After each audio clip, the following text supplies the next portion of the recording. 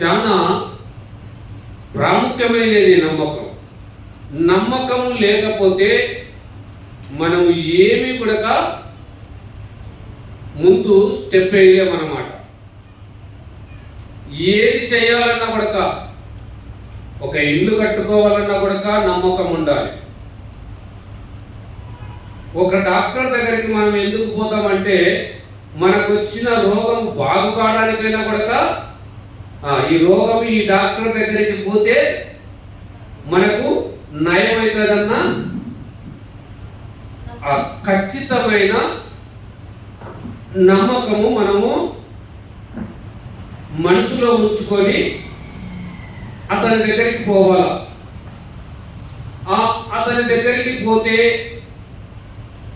జరుగుతుందా జరగదా, ఆయన ఏమి చూస్తాడబ్బా, ఎంత మటుకు డాక్టర్ అబ్బా ఆయన, ఇలాంటి అవనమ్మకాలు మనలో పెట్టుకొని పోతే మన కార్యము నెరవేరుతుందా అంటే ఖచ్చితంగా నెరవేరదు కదా. అలాగనే మనం ఏమి చేసినా కూడా ఒక నమ్మకంతో చేయాలి. ఒక వ్యాపారం చేస్తే ఆ వ్యాపారంలో దేవుడి మీద భారం వేసి దేవుని మీద యావత్తు ఉంచి ఆయన మీదనే ఆధారపడి ఆయన మీదనే ఆనుకొని, అయ్యా యేసు ప్రభువా తండ్రి, నీ మీదనే నేను భారం వేసి ఈ వ్యాపారానికి పూనుకున్నాను.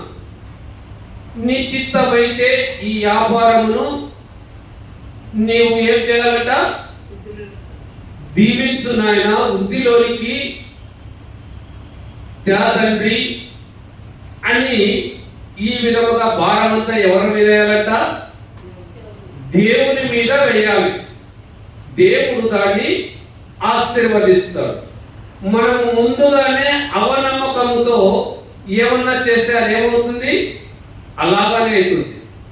మనము ఒక నమ్మకం పెట్టుకుంటే ఆ నమ్మకం పెట్టుండాలంట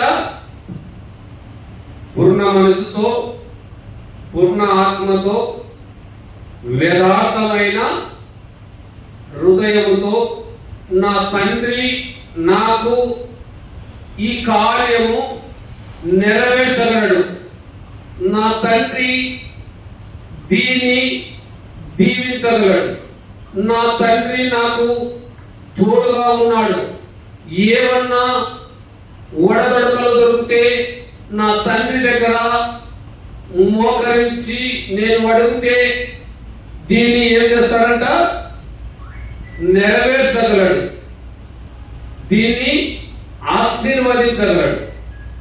అలాంటి సమస్య ఏమన్నా ఏర్పడితే సరిచేయగలడు. ఆ సమస్యను సరిచేయగలిగిన శక్తి ఆయనకే ఉన్నది. మన చేతుల్లో ఏమీ కూడా లేదని మనం భారమంతా ఎవరి మీద వేయాలి, యెహోవా దేవుని మీద ఉంచాలి. మనం ముందుగానే అవమానము ఉంటే సరే, ముందుగానే అనాలోచనగా ఉంటే ఏమవుతుంది, అది అలాగనే జరుగుతుంది. ఒక 10th క్లాస్లో లేకుంటే ఒక ఇంటర్ చదివే అమ్మాయి కానీ అబ్బాయి కానీ ఎంత ఆ పరీక్ష టయానికి వెళ్ళే సమయంలో దానికి సంబంధించిన అధికారులు ఈ టైంకు రావాలి, ఈ టైం లోపల వస్తేనే లోపలికి అలో చేస్తాం, లేకపోతే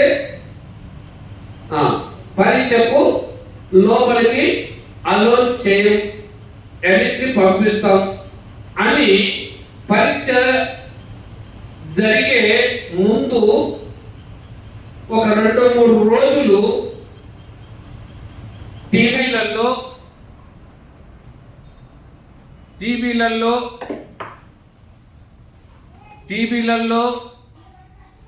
పేపర్లలో అడ్వర్టైజ్మెంట్ చేస్తారు కదా. ఆ సమయం కొరకు ఆ విద్యార్థిని కానీ ఎంత ప్రిపేర్ అవుతుంటారు తెలుసా. బస్సులకు ఆదర ఎక్కుతూ తొందరగా ఆ పరీక్ష ఆ యొక్క ఏమంటారు ఆ సమయానికి వెళ్ళాలని ఎదురు చూస్తూ ఆతృత పడుతూ ఉంటారు కదా. బోలో యేసు మహారాజుకి, దేవునికి మహిమ కలుగును గాక. ఎందుకోసం అంటే నేను పరీక్ష రాయాలి, నేను పాసు కావాలి, నేను పేరు కాకూడదు. ఎంతో ఆశతో, ఎంతో పట్టుదలతో, ఎంతో కష్టంతో, శ్రమ కూడిన ప్రయాసతో పరుగున పరీక్ష గదిలోనికి వెళుతుంది. ఏమని వెళుతుంది? ఆయన ఎలాగైనా కూడా నమ్మకం పెట్టుకొని నేను ఎలాగైనా పాస్ అవుతాను, నేను కష్టపడి చదివాను సంవత్సరం అంతా, నేను కష్టపడి ఈ సంవత్సరం అంతా ఎన్నో ఇబ్బందులను ఎదుర్కొన్నాను, ఎన్నో శ్రమలను ఎదుర్కొన్నాను.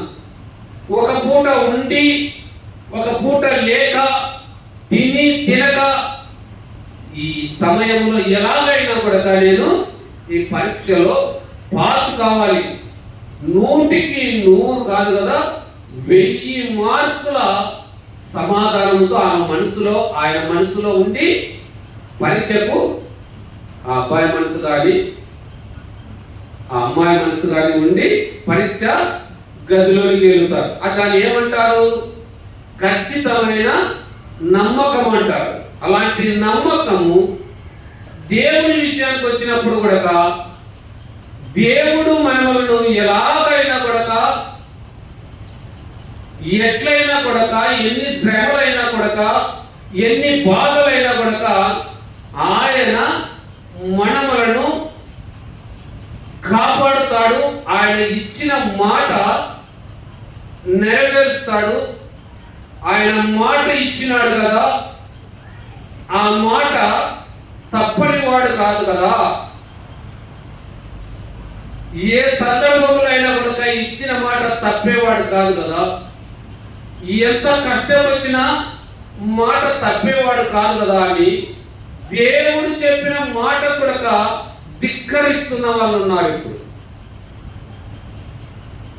వీళ్ళ మీద వీళ్ళు నమ్మకం పెట్టుకుంటున్నారే, వీళ్ళ మీద వీళ్ళు ఆలోచన చేస్తున్నారే, వీళ్ళ బలం మీద వీళ్ళు నమ్మకం పెట్టుకున్నారే, వీళ్ళ జ్ఞానం మీద వీళ్ళు నమ్మకం పెట్టుకున్నారే. దేవుడు ఇచ్చిన మాట మీద ఎందుకు నమ్మకం పెట్టుకోలేకపోతున్నారు? దేవుడి కంటే గొప్పదా మన ఆలోచన? దేవుడి కంటే గొప్పదా మన బలము? దేవుడి కంటే గొప్పదా మన జ్ఞానము? దేవుడి కంటే మనము పరాక్రమశాలులమా? కాదు కదా. దేవుడే కదా గొప్పవాడు, దేవుడే కదా గొప్ప ఆలోచనకర్త. ఆయన కన్నా మించిన జ్ఞానము మనకుందా? ఆయన కన్నా మించిన బలము మనకుందా? లేక ఆయన కన్నా మించిన ఓర్పు మనకుందా? సహనము మనకుందా? లేదు కదా. అటువంటి ఆయన చెప్పిన మాట వినని వారు లేరా అంటే ఒక్కోలుగా ఉన్నారు. దీవించిన ఒక కుటుంబమే ఫస్ట్ ఆయన్ను నమ్మడం లేదు. ఆదికాండము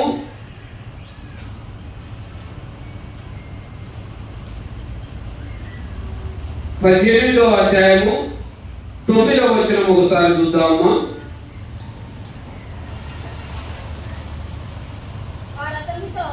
వారు అతనితో నీ భార్య అయిన ఎక్కడ ఉన్నదని అడుగగా అతడు అదిగో గుడారములో చెప్పెను. అందుకు ఆయన మీదటికి ఈ కాలమున నిశ్చయముగా వచ్చేదనని అప్పుడు నీ భార్య అయిన చారాకు ఒక కుమారుడు కలుగునని చెప్పాను. బాగా ఆలోచన చేయాలమ్మా. ఇక్కడ చారా అనే కాడ నుండి బాగా ఆలోచన చేస్తాం. చారా ఆయన వెనక నుండిన గుడారపు దూరమందు నిలిచి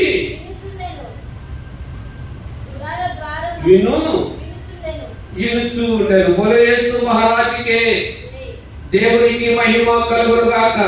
ఎక్కడ ఉందంట ఆయమ? గుడారము వెనక. బాగా చదవాలి, బైబిల్ బాగా చదవాలి. గుడారము.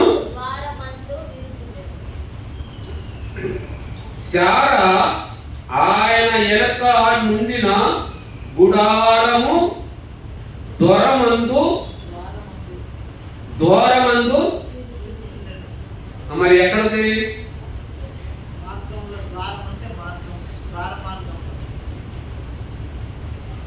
అసలైన ఇక్కడ క్వశ్చన్కు ఇక్కడ అసలైన ఆన్సర్ రాలే. మనకేమన్నా తెలుసమ్మా? బాగా చదవాలి. శారా ఆయన వెనుక నుండిన గుడారపు దూరమందు వినుచు ఉండెను.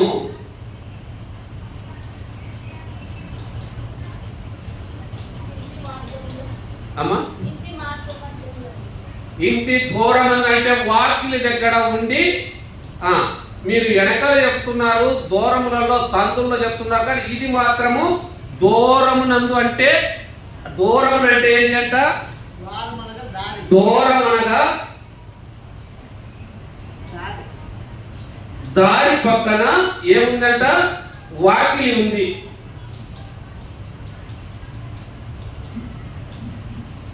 శారా ఆయన వెనక నుండిన గుడారము దూరములందు వినుచు ఉండెను. అదే కదమ్మా అక్కడ ఉండేది, వినుచు ఉన్నది. ఈ ఆడవాళ్ళు ఏమన్నా మాట్లాడుతుంటే ఇలాంటిదే ఎక్కువ వినేది, ఇలాంటి దానిలోనే పచ్చికట్టేది. గుట్టలు దిగుతూ ఉంటారు, కన్నంతా పక్కన వాళ్ళు ఏం మాట్లాడుతున్నారా వాటి మీదనే ఆలోచన. కసువు నూపుతూ ఉంటారు, ఏం మాట్లాడుతున్నారా వారి మీదనే ఆలోచన. ఇవన్నీ ప్రభువారు ఏం చెప్తున్నారు? మళ్ళా నేను వచ్చే ఇటువంటి సంవత్సరానికి నీ ఇంట ఒక కుమారుడు అని. ఏమా ఆ పని ఈ పని ఈ పని ఆ పని, అక్కడ తిరుగుతూ ఇక్కడ తిరుగుతూ అలా పోతూ ఇలా వస్తూ ఇవన్నీ మాటలను ఆ ప్రాంతంలో దేవుడు అబ్రహాముతో మాట్లాడుతున్న సమయంలో ఇవన్నీ వింటా ఉంది. ఆ దినమున ఇస్సాకు యాశావును దీవించాలని అడవికి పోయి వేటను కొట్టుకొని నాకు భోజనం చేయమంటే ఎవరు విన్నారు? రిబ్కా విన్నది. తల్లి ఎట్లయింది? వాకిలి చోటనే విన్నది. కానీ ఈ దినమున ఎవరు వింటున్నారు? శారా కూడా అదే పని చేస్తుంది. అదే ఎక్కడెక్కడో ఉన్నట్లు ఉంటారు, అన్నీ వింటూ ఉంటారు, అన్నీ చేస్తూ ఉంటారు. చేస్తుంటారు. అబ్రహాము చదవమ్మ, ఆ వచనం చదువు.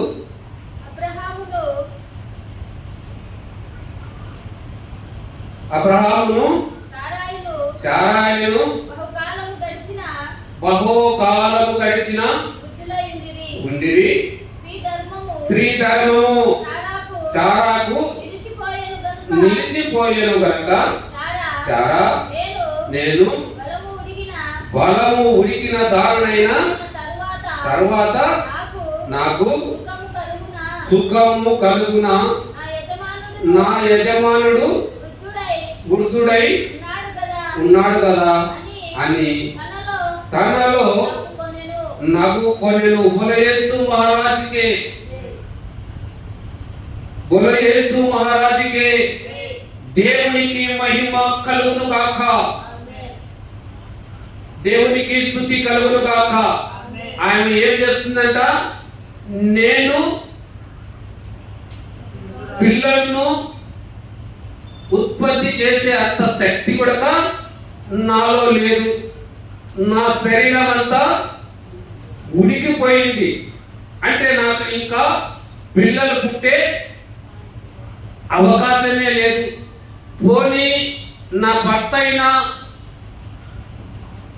అబ్రహాం అన్న ఉన్నాడంటే అతను కూడా వృద్ధుడైనాడు, అతని శరీరం కూడా ఉడికిపోయింది, మా ఇద్దరికి సంతానము కలిగే అవకాశమే లేదు. ఈయన ఈ విధంగా చెప్తున్నాడే, ఈయన చెప్పేదాన్ని మేము నమ్మాలా నమ్మకూడదా? ఈయన చెప్పేది ఖచ్చితమేనా? ఈయన చెప్పేది జరుగుతుందా? ఏమిటి? మా ముఖాలన్నా చూసి, మా వయస్సునన్నా చూసి ఈయన చెప్పాలి కదా, మేము ఉండే పొజిషన్ చూసి ఈయన చెప్పాలి కదా, మా ఉద్యోగమును చూసి ఈయన చెప్పాలి కదా, మేము ఆ శక్తి కలిగి ఉన్నామా అని ఆలోచన కూడా ఈయనకు ఉందా అని ఏమనుకుంటుంది? ఆలోచన చేయలేదు. అక్కడ ఆలోచన చేయకోకుండా ఏం చేస్తుందంట? నవ్వుకుంటుంది. ఆయన ఏలన చేస్తుంది. ఎవరికి ఏలన చేస్తుంది? దేవుణ్ణి ఆయన వేలన చేస్తుంది. అంటే మన స్వతంత్రంగా ఏమన్నా చేసే దాన్ని నమ్ముతాము, ఇక్కడ దేవుని మాట నమ్మలేదు కదా ఆయన ఈ విధముగా. ఆ 12వ వచనం చదవమ్మ. యెహోవాను 12వ వచనం.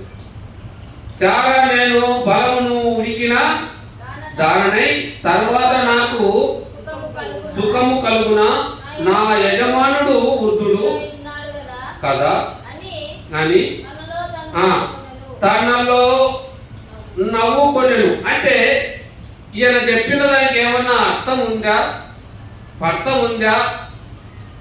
ఈయన చెప్పేది ఏమన్నా ఒక ఆలకించే మాటనా, ఇది నమ్మదగ్గే మాటనా అని నవ్వుకొని దేవుని ఏం చేస్తుంది? వేలన చేసే పొజిషన్లో ఇక్కడ ఈమె నవ్వు ఉన్నట్లుగా మనకు కనపడుతుంది కదా, అంతే కదా. కానీ ఏమనుకుందంటే యేసు ప్రభు వారు అక్కడి నుండి వెళ్ళిపోయినాడు అనుకొని ఈమె తొందరపడిందేమో అని నా అభిప్రాయం కలుగుతుంది. ఇక్కడ మనం అలా అంతటిగా ఆలోచన చేసే మంత్రులు కాదు. మనం ఇక్కడ ఆ తర్వాత జరిగిన సంఘటనను మనం ఒకసారి ఆలోచన చేస్తే ఆ ఒక అభిప్రాయం అనేది కలుగుతుంది. అక్కడ చదవమ్మా, 13వ వచనం చదవమ్మా. అంతటా యెహోవా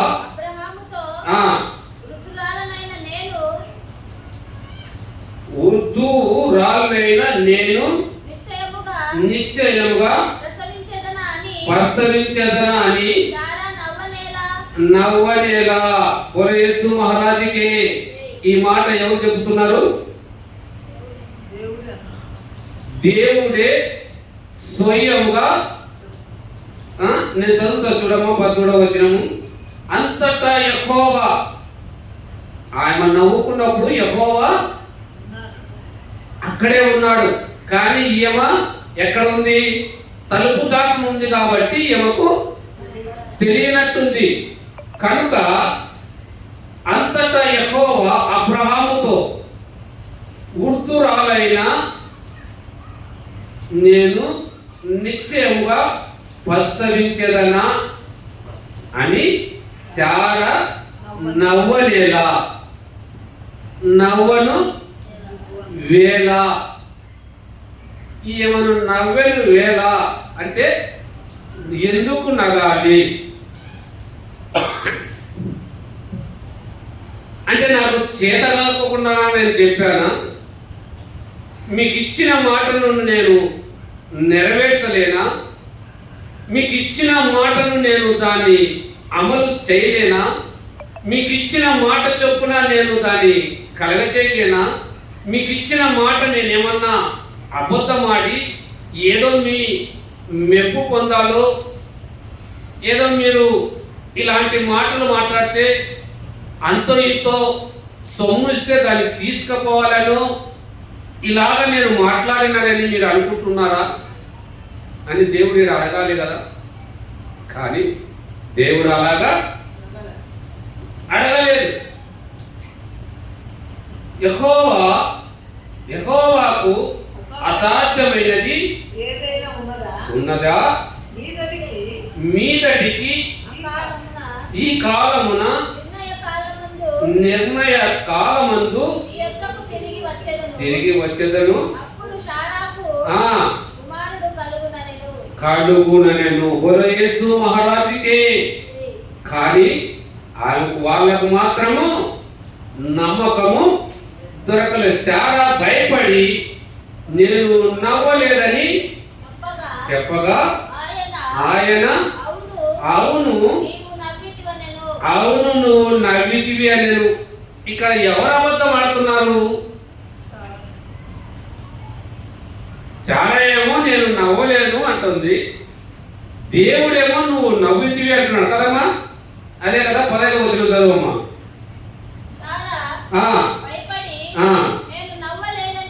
నవ్వలేదని చెప్పగా భాగాలు వస్తున్నాయి. ఇప్పుడు చదవమ్మా.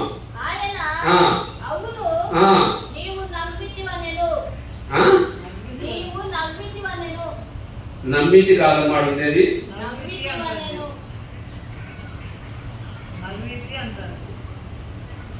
నమ్మితి కాదాడు ఉండేది. బాగా చదవాలి. నవ్వితివే నేను, అదే కదా నమ్మితి కాదు ఉండేది, ఆడ నవ్వితి అని ఉంది. లేదు నేను నవ్వలేదని చాలా చెప్తుంది, నవ్వితివి అని దేవుడు చెప్తున్నాడు. అంటే వీళ్ళిద్దరిలో ఎవరి మాట మనం నమ్మాలా? దేవుని మాట మనం నమ్మాలి కదా.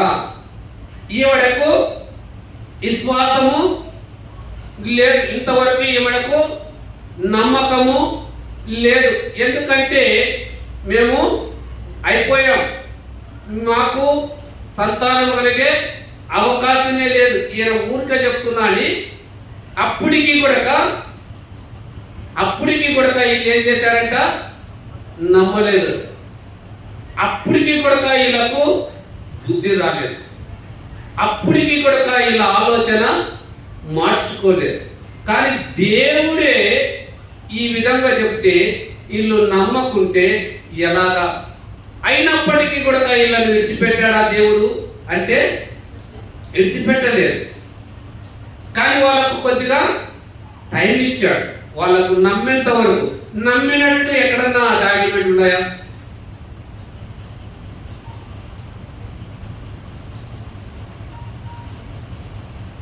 దేవా యెహోవా స్తుతి పాత్రుండ పరిశుద్ధాలయ పరమ నివాస దేవా యెహోవా బలమును కీర్తియు శక్తి ప్రసిద్ధత సర్వము నీవే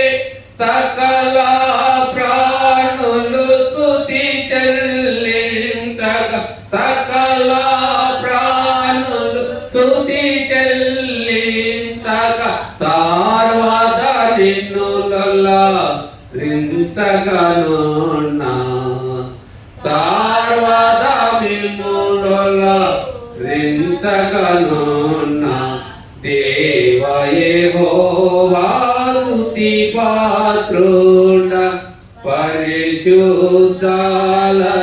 పరమ నివాస देव यहोवा। बोलो यीशु महाराज के దేవునికి మహిమ కలుగును గాక। కొద్దిగా మందికి నిజమును ఎంత నొక్కి చెప్పినా కూడా నమ్మరు, దాని అబద్ధమే అంటారు। కొద్దిగా మంది అబద్ధాన్ని కొద్దిగా మంది చాలా అందంగా చెప్తారన్నమాట, దానికి ఎక్కువ ప్రాముఖ్యత ఇస్తారు, దాన్నే ఎక్కువ నమ్ముతారు। ఆ చెప్పే వ్యక్తిని ఎంతో ఆప్యాయతంగా దగ్గరికి తీసుకుంటారు, వారికి ఆతిథ్యం కూడా ఇస్తారు। ఎందుకంటే ఈ మాటలు చాలా తియ్యగా ఉంటాయన్నమాట, ఆప్యాయతగా ఉంటాయన్నమాట। ఈ మోసం చేసేవారు, అబద్ధములు ఆడేవారు వీళ్ళంతా, కానీ నిజము చెప్పేవాడు, యథార్థంగా ఉండేవాళ్ళు, కపటము లేని వారు ఎట్లుంటారంట, వాళ్ళ మాట కటువుగా ఉంటుంది, వాళ్ళ ప్రవర్తన కటువుగా ఉంటుంది। ఒక మాటలో చెప్పాలంటే మనకి ఏదైనా రోగం వచ్చిందనుకో, ఆ రోగం వచ్చినప్పుడు ప్రైవేట్ ఆసుపత్రికి పోతే ఆ డాక్టర్ ఎన్ని విధాలుగా చూస్తారంటే అన్ని విధాలుగా చూస్తారు। స్టెతస్కోప్ పెట్టి నీకు ఇక్కడ నొప్పి వస్తుందా, ఇక్కడ నొప్పి వస్తుందా, తుమ్మితే రక్తం పడుతుందా, ఊగుంటే నడుములు వస్తాయా, ఈ విధంగా ఉంటే ఇట్లా ఉంటుందా, ఈ విధంగా ఉంటే ఇట్లా ఉంటుందా, ఇలాంటి క్వశ్చన్లన్నీ వేస్తాడు, మంచి చేరేస్తాడు, దానిపైన ఫ్యాన్ వేస్తాడు,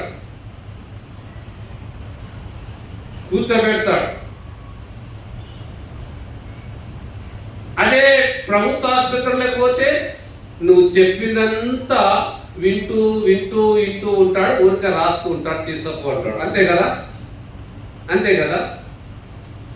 కొద్దిగా మందికి ప్రభుత్వ ఆసుపత్రులు అంటే గిట్టదు, కొద్దిగా మందికి ఆసుపత్రులే ఇంకా ఏదే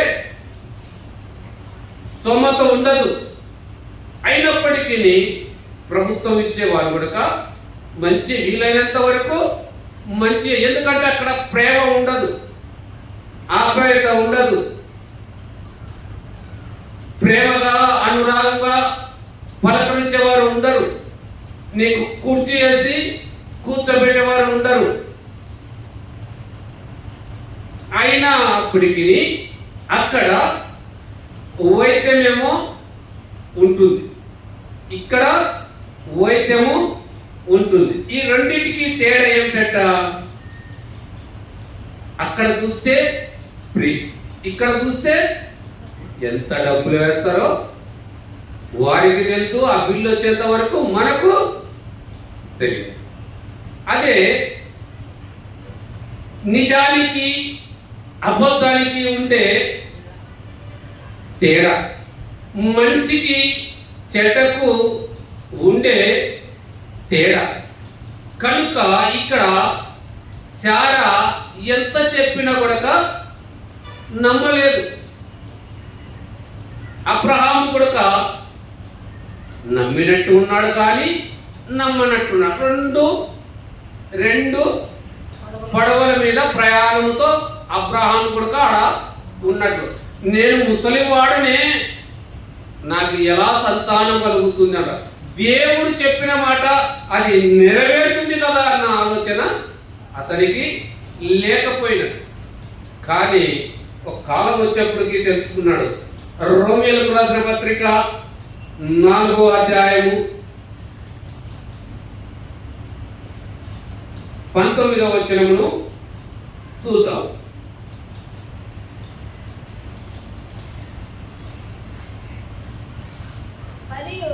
మరియు అతడు విశ్వాసమునందు బలహీనుడు కాక రమారమి 100 ఏళ్ల వయసు గలవాడై ఉంది. అప్పటికి తన శరీరము మృత తుల్యమైనట్లును చారా గర్భమును తులమైనట్లును ఆలోచించను గాని యేసు మహారాజుకే దేవునికి మహిమ. ఏమంట ఇప్పుడు క్యాలిటీ వచ్చిందా?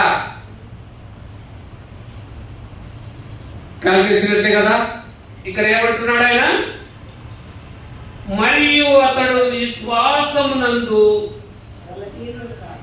బలహీనుడు కాక రమారమి 100 ఏళ్ల వయసు గలవాడై ఉండి అప్పటికి శరీరము మృతమైనట్లును ఆలోచించెను. యేసు మహారాజుకే అతని శరీరము చచ్చిపోయింది. మృతతులం అంటే అతని శరీరము చచ్చిపోయింది. అతని భార్య చార శరీరము గర్భము చచ్చిపోయింది. అయినా కానీ ఏమంటున్నాడు ఇక్కడ? విశ్వాసమునందు బలహీనుడు కాక అయినను మృతదినముల అయినను చనిపోయినను దేవుడు చెప్పాడు కనుక విశ్వాసమందు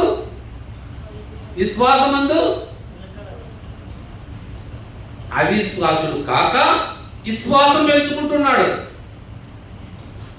విశ్వాసంలో ఇక్కడ దేవుడు చెప్పాడు కానీ బలపడుతున్నాడు. విశ్వాసము దిక్కు ఇతని ఆలోచన విధానము మారింది. దేవుడు చెప్పిన మాట నెరవేర్చగలిగిన దేవుడు కదా అని ఆలోచన చేయడము మొదలుపెట్టాడు. నేను వ్యర్థంగా అవుతున్నాను చెప్తుంది కదా, ఆలోచన చేస్తున్నాడు. ఉన్నది లేనట్టు చేయగలిగిన వాడు, లేనిది ఉన్నట్లు చేయగలిగిన వాడు, అంత గొప్ప దేవుడు నా ఇంటికి వచ్చి చెబితే నేను నమ్మలేదు కదా అని ఏం చేస్తున్నాడు? పశ్చాత్తాపడుతున్నాడు. కానీ అంటే ఏదో ఉన్నట్లు కదా ఇతను చెప్తున్నాడు. చెప్పిన తర్వాత ఏమంటున్నాడు? కానీ అంటున్నాడు. అంటే ఇతను ఇంకా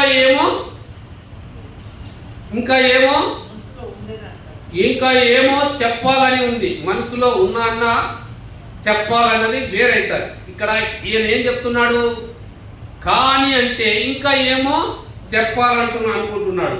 చదవమ్మా, ఉండమ్మా. బాగా చదువుతాను. యేసు మహారాజుకే అవిశ్వాసం వలన దేవుని వాగ్దానం గురించి సందేహింపక దేవుని మహిమపరిచి ఆయన వాగ్దానము చేసిన దాన్ని నెరవేర్చుటకు సమర్థుడని రూఢిగా విశ్వసించి విశ్వాసం వలన బలమునందెను. యేసు మహారాజుకే ఆడ దానికి దీనికి కలిగి వచ్చినట్టున్నా. ఇప్పుడు స్తుతులు ఘన సంస్తుతులు మీకే మదిలో నా తండ్రి,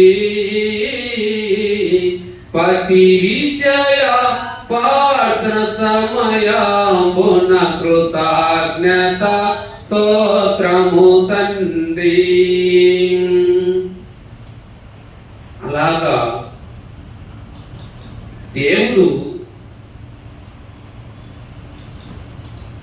ఏమి చెప్తున్నాడంటే దేవుని మహిమపరిచి ఆయన వాగ్దానము చేసిన దానిని దేవుని మహిమపరిచి ఆయన వాగ్దానము చేసిన దానిని నెరవేర్చుటకు సమర్థుడు అని నమ్మాడా? అప్పుడైతే నమ్మలేదు, ఇప్పుడైతే వాగ్దానం చేసిన దాన్ని నెరవేర్చుటకు ఆయన సమర్థుడు. నీకు కానీ నాకు కానీ ఏదన్నా ఒకటి చేస్తాను అంటే అది చేయకోకుండా ఉండడానికి ఆయన చేతవాడి వాడు మాత్రము కాదు, ఖచ్చితముగా చేసే దేవుడు, ఖచ్చితముగా నెరవేర్చే దేవుడు, ఖచ్చితముగా మనలను జ్ఞాపకం ఉంచుకుంటే ఈ దినమున మనము ప్రార్థన చేసి ఉన్నామంటే అది వ్యర్థమైపోయిందని నువ్వు అనుకుంటున్నావా? నా ప్రియ దేవుని విశ్వాసురా సరి జ్ఞాపకం ఉంచుకోండి. నీవు చేసిన ప్రార్థన ఎప్పటికీ వ్యర్థం కాదు. నీ సమస్య ఏమిటో దేవుని దగ్గర అడుగు, నీ బాధ ఏమిటో నువ్వు అడుగు, నీ రోగం ఏమిటో నీవు అడుగు, నీ సంతానం ఏది కావాలో నీవు అడుగు. సంతానం లేకుండా ఇబ్బంది పడుతున్నావా? సూటిపోటి మాటలతో అవమానాలు పడుతున్నావా? ఇట్లా ఇంట్లో వారితో అవమానాలు పడుతున్నావా?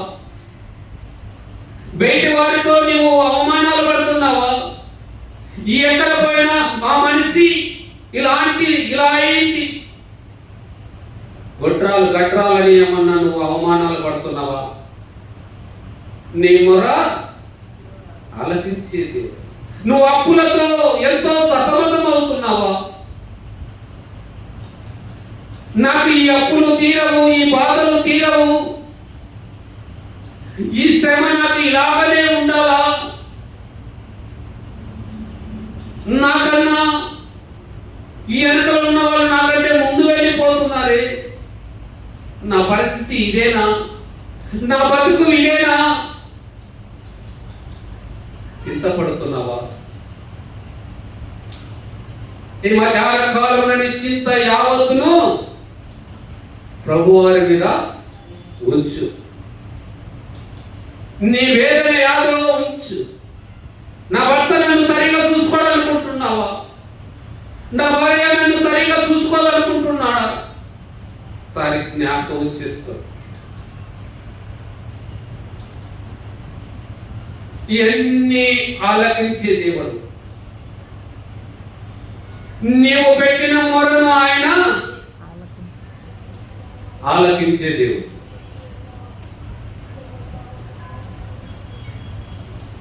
నేను ఇన్ని దినములు, వారములు, నెలలు, సంవత్సరములు ఇలాగా గడిచిపోతున్నాయి, నా సమస్య తీరలేదు అనుకుంటున్నావా?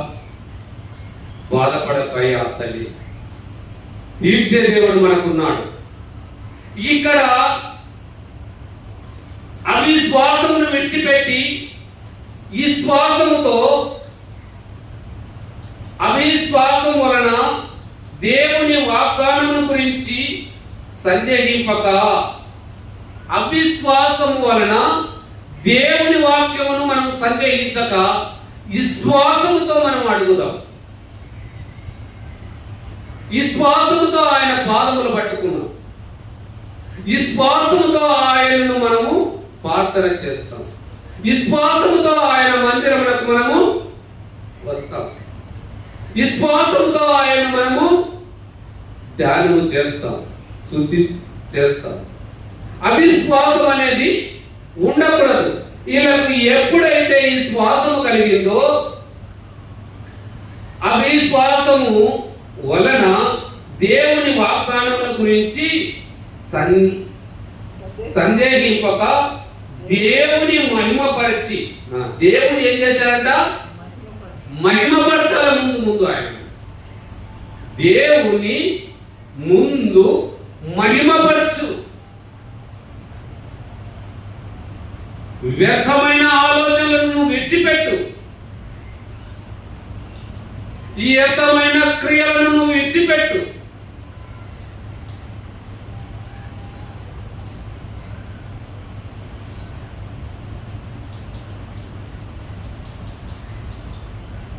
విశ్వాసం వలన బలము నొందెను.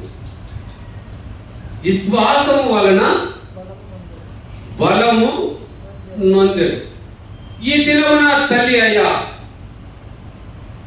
అవిశ్వాసమును మీరు విడిచిపెట్టి విశ్వాసము కలిగి ఉంటే నువ్వు బలము పొందుతావు. విశ్వాసము నీవు ఉంటే నీ సమస్య పరిష్కారం అవుతుంది. విశ్వాసము నీకు ఉంటే మన రోగములు పరిష్కారం అవుతాయి. ఎవరితో ఏ సమస్య నీకు ఏర్పడి ఉన్నదో ఆ సమస్యను దేవుని సన్నిధిలో నీవు మొరపెట్టిన వేళ ఆలకించే దేవుడు ఆయన. మన దేవుడు ఎటువంటి వాడంట? మహాకాశములు పట్టచాలని దేవుడు. భూమి తన పాదపీఠమై ఉన్నది. ఆయన పాదముల దగ్గర మనము ఉన్నాము. ఆయన చెంతలో మనము ఉన్నాము. ఆయన నీడలో మనము ఉన్నాము. నన్ను ఆశ్రయించువాడు ఎట్లుంటాడంట? కాలువ పక్కన నాటబడిన చెట్టు, ఆకు వాడక ఏర్లు వెండక పచ్చగా వర్ధిల్లునని వాక్యము తెలియపరుస్తున్నది. కనుక ఆయన నందు ఈ శ్వాసం ఉంచడం ఎట్లా ఉండాలంటే, ఏదో కొద్దిగా అర్ధముగా ముక్కాలుగా 25, 50, 75% ఉండకూడదు. ఎంత ఉండాలంట? 100 ఖచ్చితంగా ఉండాలి. నా తండ్రి ఈ కార్యం చేస్తాడు, నా తండ్రి నా ఈ సమస్యను తొలగిస్తాడు, నా ఈ బాధలను తీసివేస్తాడు. తలదించుకొని ఉన్న నేను నా తండ్రి తల ఎత్తుకుండేటట్టుగా చేయగలిగిన శక్తి కలిగిన దేవుడు నీవు నమ్మినప్పుడు ఆయన దీవెనలను నీవు చూస్తావు. ఆయన మహిమను నీవు చూస్తావు. ఆశ్చర్య కార్యములు ఆయన నీవు చూస్తావు. నీ సమస్యలన్నిటినీ తొలగించి పంపించగలిగిన దేవుడు. నువ్వు ఈనాడు ఎక్కడ తిరిగినావో, ఏ విధముగా ఉన్నావో, అయ్యా అమ్మా బాగా ఆలోచించు. అక్కడ పోతే అది బాగా అవుతుంది, ఇక్కడ పోతే ఇది జరుగుతుంది, ఇంకొక దానికి పోతే ఇంకొక విధంగా జరుగుతుందని నువ్వు ప్రయాసపడి అక్కడ ఇక్కడ ఇక్కడ అక్కడ అన్ని చాట్ల తిరిగి తిరిగి తిరిగి తిరిగి నీ దగ్గర ఉన్నదంతా అయిపోచేసుకొని ఒక చాట ఉన్న స్త్రీ ఏం చేసిందంటే, యేసు ప్రభు వారు అలాగా పోతూ ఉంటే ఆమెకు వాళ్ళు వీళ్ళు వాళ్ళు అందరూ చెప్పుకోగా, ఇదిగో ఫలానా నజరేయుడైన యేసు ఈ దారిన పోతున్నాడని విని ఆ మహో సమూహమును చూసి నేను ఈయన్ను ఎక్కడ ఎదుర్కోగలను, ఈయన్ను ఎక్కడ ఆయన దగ్గరికి చేరుకోగలను, ఆయనతో నేను ఎలాగా మాట్లాడగలను, ఆయన దగ్గరికి పోయేంత నాకు వీలు లేదే, నా పరిస్థితి ఏమిటి అని అక్కడే కూర్చొని ఆలోచన చేస్తూ చేస్తూ చేస్తూ ఉండి ఎలాగైనా కూడా ఒక ఆలోచన ఆయన తెచ్చుతుంది. నేను నా ప్రభు అయిన యేసును ఆయన వస్త్రం ముట్టుకుంటేనైనా నేను స్వస్థపడతానని ఏముంచింది? ఆయన నమ్మకం ఉంచింది. నమ్మి యేసు ప్రభు మీద నమ్మకం ఉంచింది. ఆ మహా సమూహంలో బయలుదేరి ఆయన వస్త్రములు అమ్మా సమాధానం కలిగింది. ఎవరైనా కూడా ఇలా చెప్పేవాళ్ళు ఉన్నారా? ఇంత గౌరవంగా ఎవరైనా మాట్లాడేవారు ఉన్నారా? ఇంతగా ఎవరైనా ప్రేమించేవారు ఉన్నారా? ఉన్నంత కాలము అందులో మనకు అయిన వారే, బంధువులే, స్నేహితులే. అది రోజంతా గడిచిపోతే ఆ ఉన్న కాలము ఆయన అందరి దగ్గర ఉంది, కుటుంబంలో ఉంది. అనేకమైన డాక్టర్లను కలిసింది, మాంత్రికలు కలిసింది, అందరికీ కలిసింది. అయిపోతానే ఎవరు లేరు, ఒంటరి లేదు. ఒంటరి అయిన దానికి ఎవరున్నారంట? తోడు దేవుడు తోడుగా ఉన్నారు. కొద్దిగా అంటారు కదా, దిక్కు లేని వారికి దేవుడే దిక్కు అంటాడు కదా. ఆయనకు సరైన పేరు ఎవరో అది సామెతగా చెప్పినా కూడా ఖచ్చితంగా ఆయనకు సూట్ అయిన పేరు. దిక్కు లేని వారికి దేవుడే దిక్కు. చివరిగా ఇంకొక వచనము చదువుకొని ముగించుకున్నాం. యేసు మహారాజుకి లూకా సువార్త మొదటి వచనము, మొదటి అధ్యాయం. లూకా సువార్త మొదటి అధ్యాయం. లూకా సువార్త మొదటి అధ్యాయము 37వ వచనమును ఒకసారి చూద్దాం.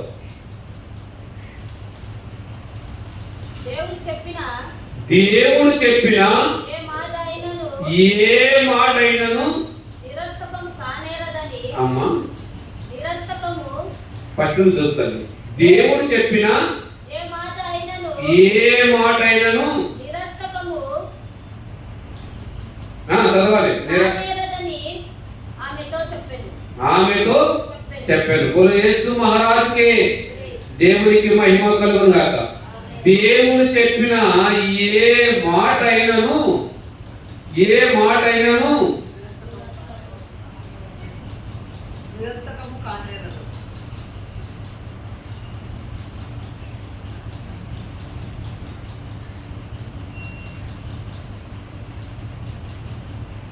కాలేదు.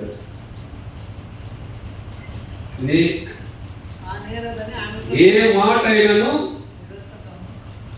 నిరర్థకము కాలేదని ఆమెతో చెప్పాను. యేసు మహారాజుకి ఆయన చెప్పిన మాట ఏమంటున్నాడు? ఏ మాటనైనా కూడా నేను నెరవేర్చేవాడిని. నిరాకార్థం కాదంటే నేను తప్పేవాడిని కాను. నీకు ఇచ్చిన మాటను నేను నెరవేర్చగలిగిన వాడను. నీకు ఏదైతే ఇస్తానన్నానో అది నీకు నేను దయచేస్తాను.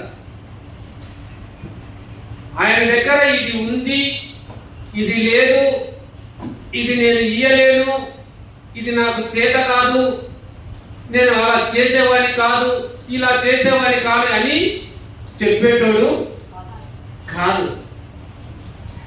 ఇస్సాకు దగ్గర ఉండే వరములన్నీ యాకోబు తీసుకుపోయినాడు. ఈ యాస వచ్చి నైనా నన్ను దీవించమంటే, లేదు నాయన ఇప్పుడే ఒకతను నాకు భోజనం పెట్టాడు, నువ్వు కాదా? కాదు. యాకోబు భోజనం పెట్టి ఉండే వరములన్నీ తీసుకొని వెళ్ళాడు నాయన. తండ్రి నన్ను కూడా దీవించు, నన్ను కూడా దీవించు. ఒక్క వరం కూడా నీ దగ్గర లేదా అంటే లేదు నాయన. అంటే కొద్దిగా దగ్గర కొన్నే ఉంటాయి, కొందరు కొన్నే చేయగలుగుతారు, కొందరు కొన్నే ఇవ్వగలుగుతారు. కానీ దేవుని దగ్గర అది ఉన్నదా, ఇది లేదా, ఇది లేదా, అది ఉన్నదా? నువ్వు అడిగి ఏం అడుగుతావో ఆయన కట్టడాలను,